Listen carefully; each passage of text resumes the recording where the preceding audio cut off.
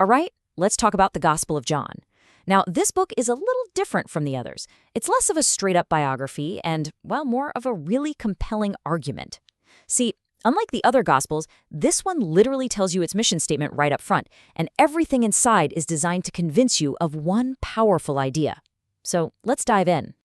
So what's the big idea here? Every single story, every miracle, every quote in this book was carefully picked to answer this one single question. The author isn't just telling you what happened. They're building a case, trying to persuade you of who Jesus really is. So what is that mission? You know how some ancient texts can be kind of cryptic, leaving you to guess what the point is? Well, the Gospel of John is the complete opposite. It doesn't hide the ball. It states its purpose, loud and clear for everyone to see. And there it is. That's it. This is the thesis statement for the entire book. Everything the author, John, writes is meant to lead you right to this conclusion. And you got to remember, for the people hearing this for the first time, claiming Jesus was the Messiah, the king they'd been waiting for, and the literal Son of God, that was a monumental thing to say. Every word that follows is a piece of evidence to back it up. This right here is the absolute key to understanding this book. Don't think of it as just a historical record. Think of it more like a legal case. The author is the lawyer, presenting evidence piece by piece, all to prove that central claim we just saw. Okay, so if it's a case, how does the author actually build it? Well, the answer is in its brilliant structure. The whole book is basically split into two distinct halves, and each half has a very specific job to do in making the argument. The argument unfolds in two major acts. First, in chapters 2 through 12, we get what's called the Book of Signs. This is where all the public evidence is presented, 7 very specific miracles that are designed to show the world Jesus' divine nature. Then, the whole focus shifts. The Book of Glory, which is chapter 13 to the end, gets way more intimate. It covers Jesus' final teachings to his closest friends, his death, and his resurrection, which is, the ultimate proof of his identity and mission. So let's zoom in on that first half, the Book of Signs. This is where John lays out his primary evidence. But what's really fascinating is that he doesn't just call them miracles.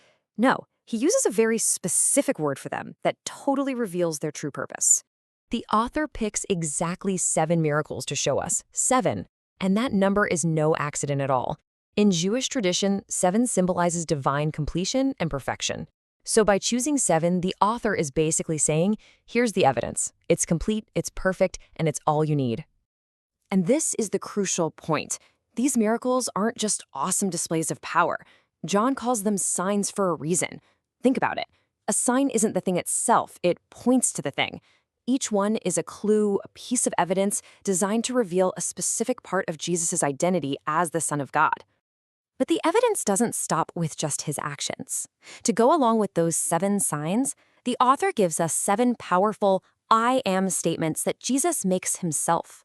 This parallel structure is completely deliberate. It's like a 1-2 punch of evidence. And there's that number again, 7. Just like there are 7 signs, there are 7 I am statements. This intentional parallel just hammers the message home, layering what Jesus said right on top of what he did. And a quote like this just shows you the sheer weight of these statements. I mean, each I am declaration is a direct claim to divinity. It connects Jesus to God's own name from the Old Testament, I am who I am. These are not subtle hints. They are bold, powerful assertions about his identity and his purpose.